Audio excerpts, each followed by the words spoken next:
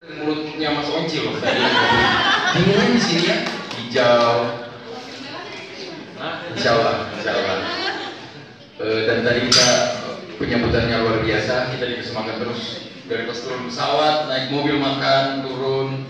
Tadi juga mampir sholat di jalan dikasih makan juga. Terus tadi kita juga makan kapurung. Cuman kan aku besar di Samir, jadi aku melarikan diri dari sagu untuk tinggal di Jakarta. Pas balik sini ketemu sagu lagi.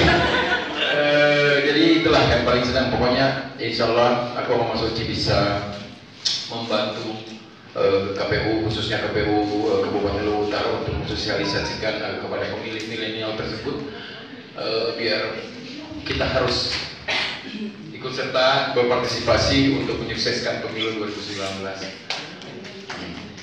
Saya kira mungkin lebih kurang begitu.